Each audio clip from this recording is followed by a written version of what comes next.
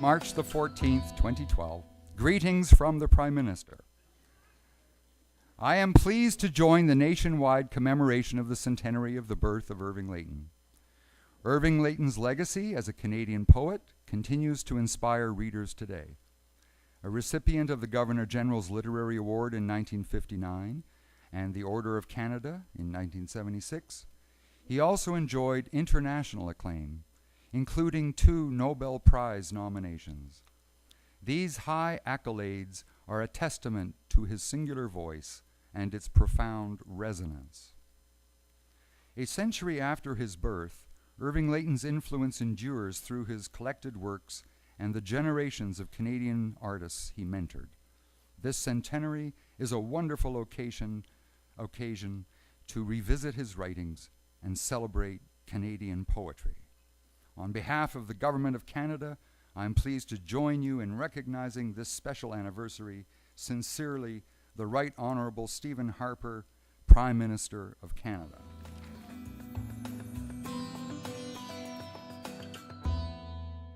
I see the poet as dancing on a rope that is stretched tautly between sexuality and death.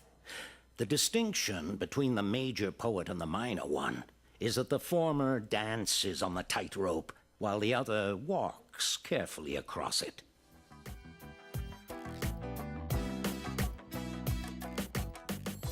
I'm Anna Porter, and I used to be a book publisher for many years. I was an editor for many more years before that, and now I write books. And I did know Irving personally. In fact, he was one of the first people I met when I joined the staff of McClelland and Stewart. I think I worked with him by default on possibly 10 books, but it could have been just 9. I'm a little hazy on the numbers. McClelland, who was actually a fine editor, that's Jack McClelland, a very fine editor, prided himself on not being an editor, kind of an odd thing, but he particularly avoided working on poetry books. And so Irving, who was, I think irascible might describe him best. Even at his most peaceable, he was somewhat irascible. I got Irving. I think he was a little bit, at the beginning at least, he was a little bit intimidated by the fact that I was and still am Central European, and he had some views on people from that part of the world that he enjoyed sharing with me at high decibels. So he also viewed himself then, and I think pretty much always, as part of the European tradition of poetry. In a worldwide view, British poetry, of course, obviously. I mean, is one of his favorite. Dinner time descriptions of himself would include the words Shakespeare, Milton, and me, and he wasn't joking. He was deadly serious. And you know what? When I reread some of Irving's poems now, he wasn't really exaggerating. He was a wonderful poet, and his poetry even today stands up. I've chosen a poem to read now because it's a little bit unlike Irving's more bombastic poetry. This is a very quiet poem, and I really rather like it. So I will read Song for Naomi. Who is that in the tall grasses singing by herself near the water? I cannot see her, but can it be her than whom the grasses so tall are taller? My daughter, my lovely daughter. Who is that in the tall grasses running beside her near the water?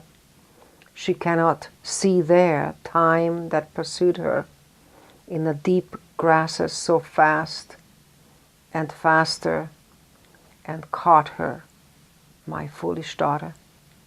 What is the wind in the fair grass saying, like a verse near the water? Saviors, that over all things have power, make time himself grow kind and kinder, that sought her, my little daughter. Who is that at the close of summer, near the deep lake, who wrought her, comely and slender? Time but attends and befriends her, than whom the grasses, though tall, are not taller. My daughter, my gentle daughter.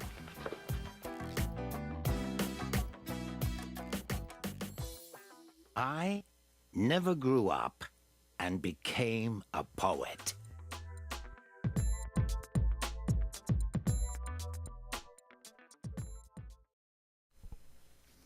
Good evening.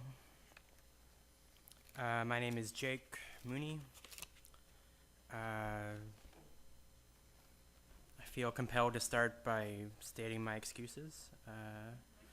One was supposed to be that I never met Irving Layton, but some other people have come up before me and spilled those beans themselves, so I don't feel so bad about it. The second one, which I do feel bad about, is I have this suffocating bastard of a head cough and a cold, so I sound awful. There's some poets that they sound better the shittier you sound, and I think that sometimes Irving Layton has that sort of growl to him, so hopefully that'll get me through this. That and the fact that I have a regiment of throat lubrication that I use, consisting of red wine, cut with some white wine. So I have two poems to read. The common theme is animals and sadness. So should stand to reason that this would be the first one. The bull calf. The thing could barely stand, yet taken from his mother and the barn smells, he still impressed with his pride, with the promise of sovereignty in the way his head moved to take us in. The fierce sunlight tugging the maize from the ground licked at his shapely flanks. He was too young for all that pride. I thought of the deposed Richard II. No money in bull calves, Freeman had said. The visiting clergyman rubbed the nostrils, now snuffing pathetically at the windless day. A pity, he sighed. My gaze slipped off his hat toward the empty sky that circled over the black knot of men, over us and the calf waiting for the first blow. Struck.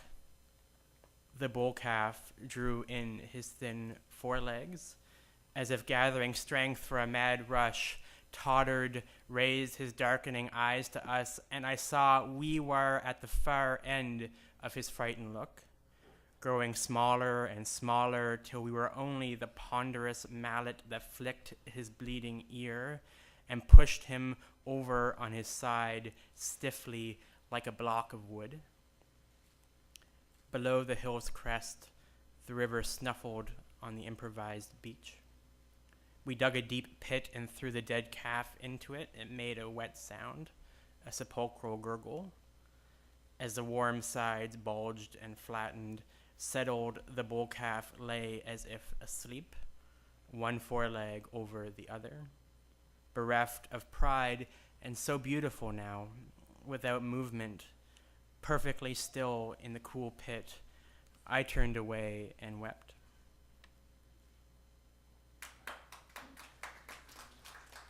Got another one. People are always sometimes talk about maybe the idea that Irving Layton published some percentage more poems than he should have. And that's a fine argument to make. I disagree, but people have made it every 5 years and they'll keep making it for the future. But I think that underestimates the value with a poet that puts out such a huge sort of oeuvre of work. The joy of the hunt for your favorite poem, the one that is best to you, through, used bookstores and libraries and various foul-smelling corners of the world.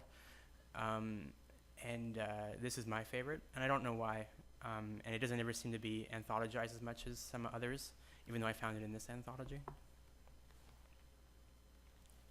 Pigeons. When it begins to drizzle, the pigeons fly to the boughs of trees, where they sit quietly, pretending they are birds of doom. Wet crows in a charcoal illustration for a Gothic fable, purest illusion. For when the first beams of light from a repentant sun, they shake their wetness and theatricality from their tails, to alight once more on grass or gravel in a fussy search for food. Pigeons are always hungry. Or is it insatiable greed makes them ceaselessly prod the earth with their pointed beaks, their ridiculous slender heads sawing the world into two equal and severe halves, one for each suspicious miser's eye to take notice of and disapprove? Thank you.